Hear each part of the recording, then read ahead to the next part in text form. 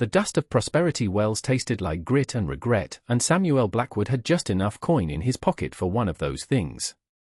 He stood outside the mercantile, the summer sun beating down on the back of his neck, and counted the pieces of silver in his palm for the third time.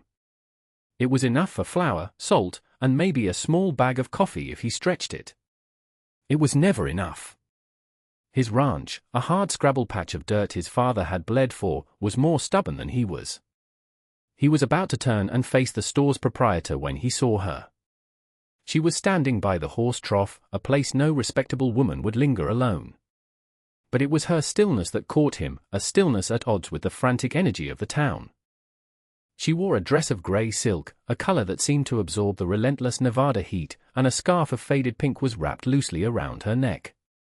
She was Chinese, her features fine and her posture impossibly straight, as if she were holding up the sky by herself. The men passing by slowed their pace. Some stared with open curiosity, others with a veiled cruelty that made Samuel's stomach clench. They saw a curiosity, a problem, a thing that did not belong. Samuel saw a woman who looked like she had been set down in the middle of a bad dream and was waiting to wake up. He knew he should turn away. Trouble had a way of finding men who went looking for it, and he was a man who spent his life avoiding notice. He was Samuel Blackwood, the quiet rancher from out past the dry creek, the one folks said was a bit slow because his words came out like stones he had to dig from deep in the earth. But his father had taught him one thing: you don't walk past a person in need, not if you want to look at yourself in the mirror come morning. He watched as two freight haulers stopped, their laughter loud and ugly. They were talking about her, making gestures. A cold knot formed in Samuel's gut. He couldn't ride away. He just couldn't. Therefore, he moved, his worn boots scuffing the dusty street. He walked not to the men, but to her. He stopped a few feet away, holding his canteen. He didn't have the words, so he just held it out. An offer. Her eyes, dark and deep, lifted to meet his. They were exhausted, but there was a flicker of something else in them, a sharp intelligence that took his measure in a single glance. She gave a slight, almost imperceptible shake of her head. Just then, the doors of the mercantile swung open, and Silas Croft stepped onto the boardwalk. Croft owned the store, the freight company, and the bank that held the note on Samuel's land. He was a man who dressed in a fine black coat even in the blistering heat, his smile as polished and cold as a new coin. "Mr. Blackwood," Croft said, his voice smooth as river water. "A pleasure to see you in town. I see you've met the merchandise." The word hit the air like a slap. Samuel felt his hands curl into fists. Croft's eyes slid to the woman, his smile thinning. A slight complication with her arrangement. The gentleman who contracted for her passage discovered he had overestimated his resources. He made it sound like a discussion of spoiled goods. She speaks no English, has no funds, and no sponsor. A real problem for the town. Croft let the silence hang in the air, allowing the weight of his words to settle on Samuel. The whole street seemed to be watching now. Croft was painting a picture, making it clear that this woman was an unwanted burden. Then, he looked directly at Samuel, a predatory gleam in his eyes. "But you have a kind heart, Blackwood. I've always said so." A man with a Christian soul. It wasn't a compliment, it was a trap. Croft was publicly handing this problem to the one man in town least equipped to handle it, making a spectacle of it. Samuel looked from Croft's mocking face to the woman's proud, tired one. He was trapped. To walk away now would be to abandon her to whatever fate Croft and the town cooked up. To take her in would be to invite Croft's attention, and no one wanted that. He thought of his small, lonely dugout, of the endless work and the silence. He thought of his father's words. Therefore, he made a choice. He turned his back on Silas Croft, a gesture of defiance so uncharacteristic it sent a murmur through the onlookers. He walked to his old brown horse, took the reins, and led it over to the woman. He looked at her and gestured to the horse's back. He said, his voice rough from disuse. It was the only word he could find. She watched him for a long moment, her gaze searching his face. Whatever she saw there seemed to satisfy her. With a grace that seemed out of place in the dusty street, she allowed him to help her up, her silk dress rustling against the worn leather of his saddle. He swung himself up behind her, acutely aware of her presence, of the faint scent of something like jasmine and long travel. He didn't look at Croft again. He just nudged his horse forward and rode out of town, leaving the whispers and the stares behind him. He did not yet know that the woman riding with him carried a secret that would threaten to burn down everything he had, but he knew, with a certainty that settled deep in his bones, that he had just invited the wolf to his door. The ride to his ranch was the longest 5 miles of Samuel's life. The silence was thick, broken only by the plodding of his horse's hooves and the chirr of cicadas. He could feel the woman's rigid posture behind him, her hands resting lightly on the saddle horn, not touching him. He tried to think of something to say, but the words wouldn't come.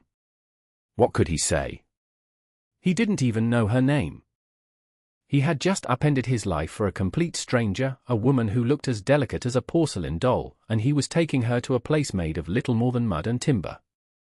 When they finally arrived, the sun was beginning to dip below the horizon, painting the sky in fiery strokes of orange and purple.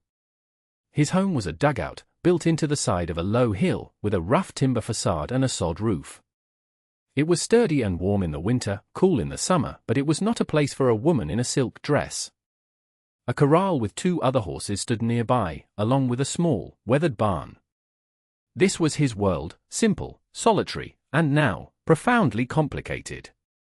He slid off the horse and reached up to help her down. Her hand was small in his, and for a moment, he felt a jolt of panic.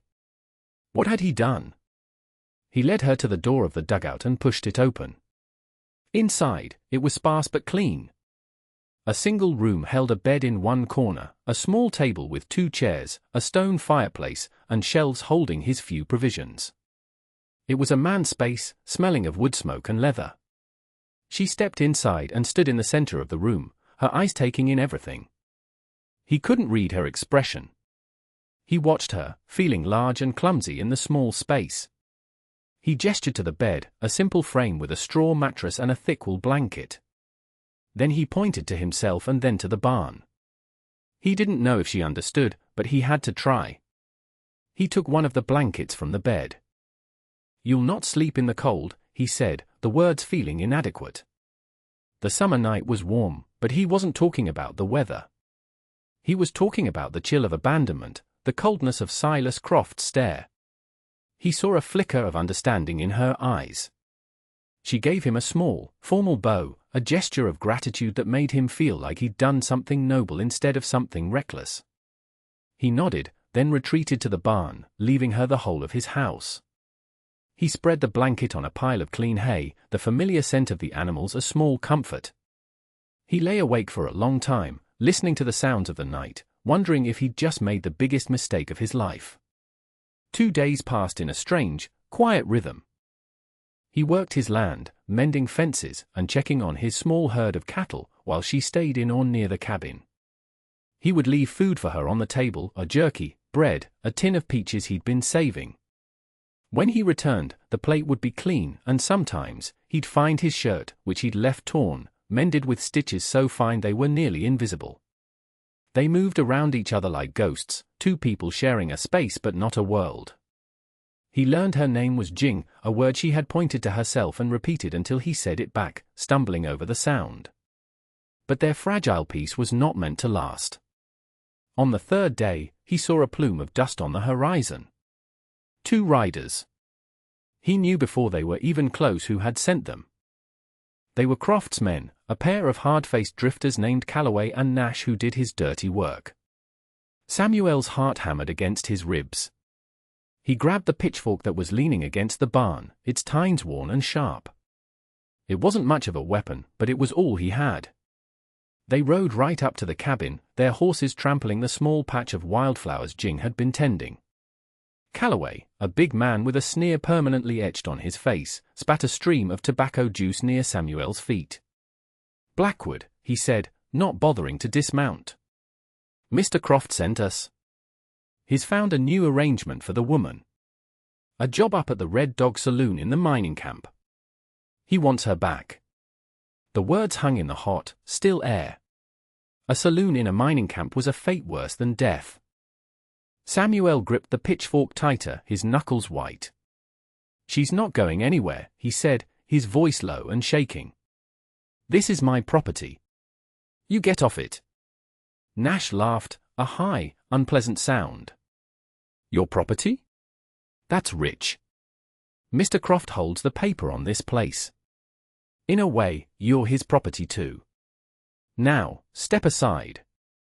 Nash swung down from his horse and started for the cabin door.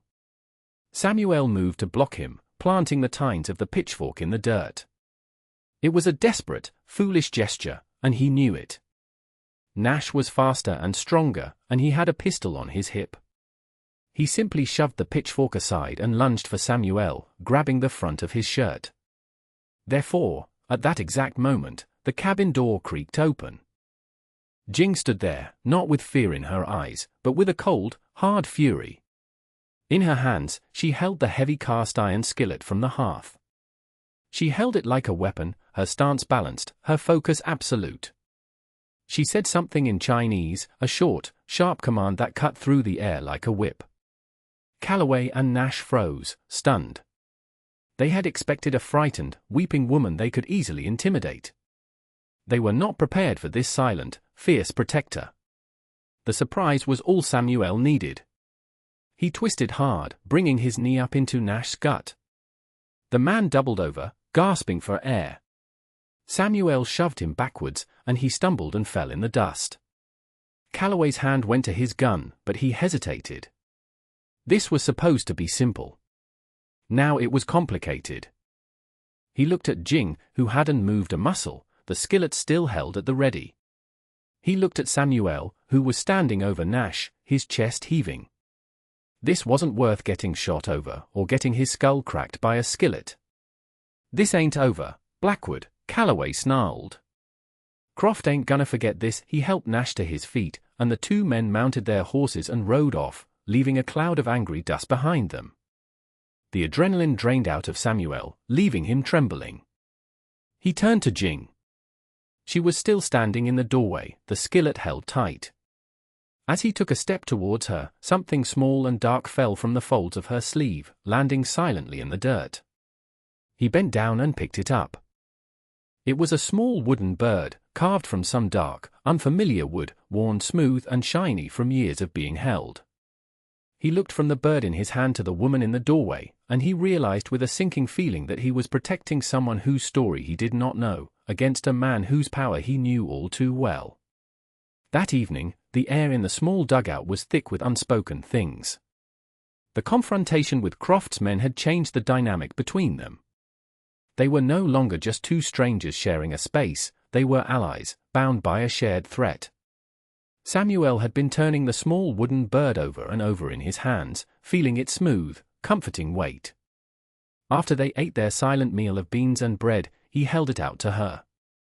Her eyes widened when she saw it, and she took it from him with a reverence that startled him.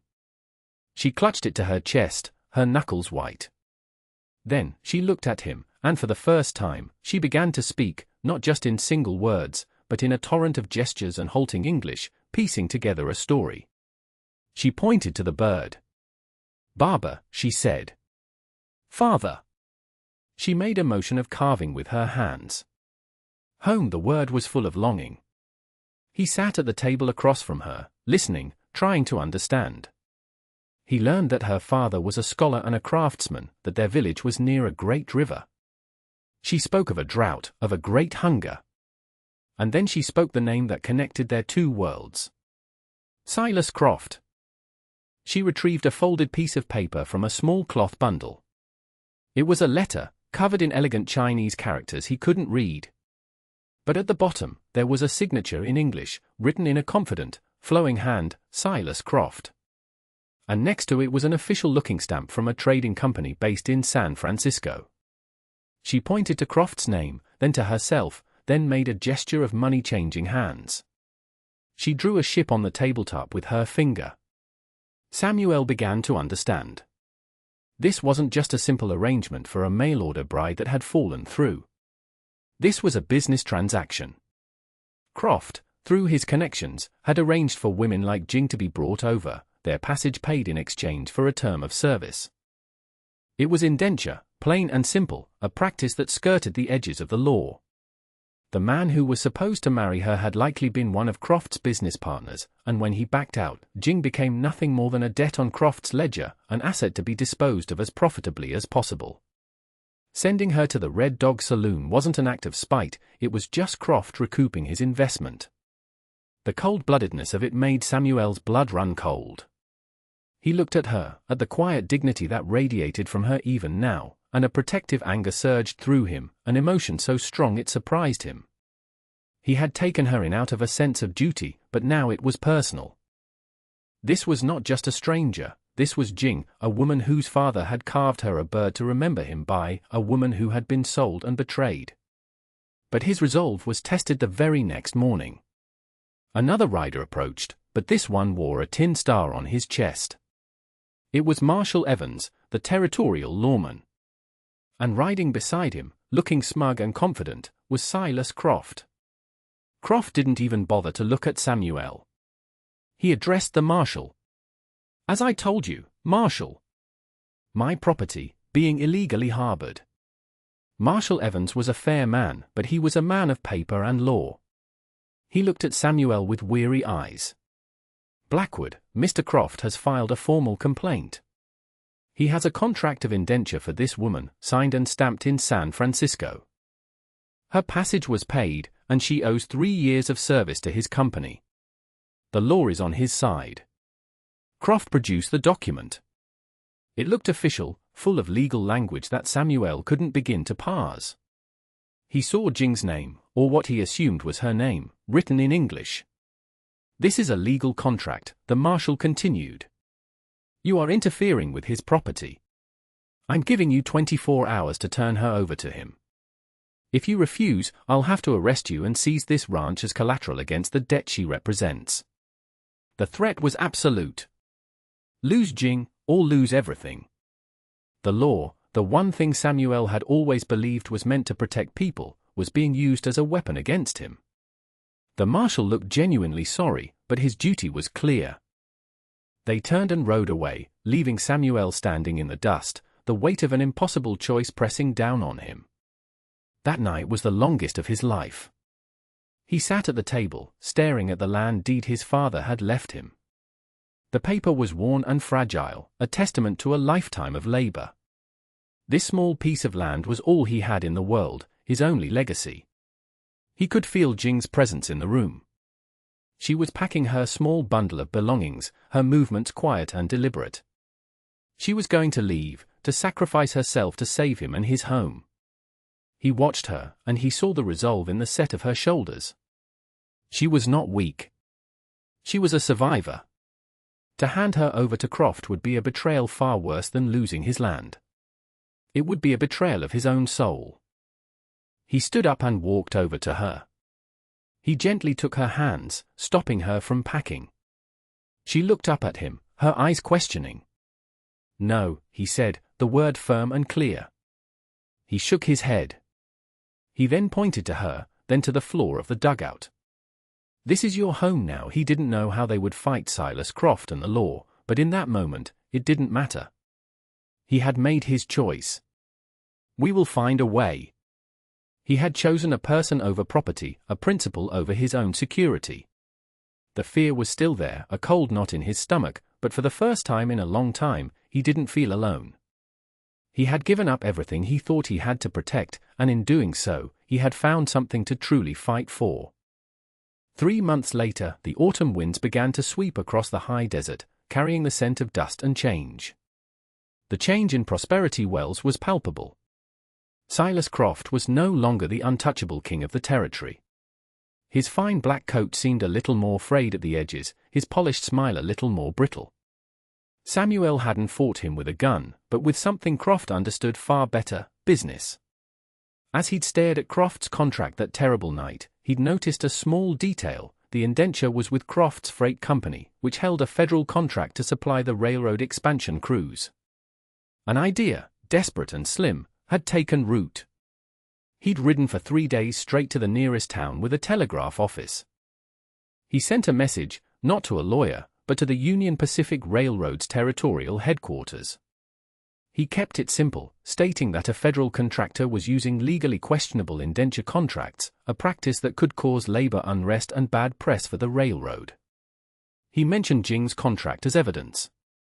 It was a long shot, but the railroad was a behemoth, fiercely protective of its government grants and its public reputation. They sent their own investigators, men in suits who cared nothing for Croft's local power. They cared only about their contracts and their bottom line.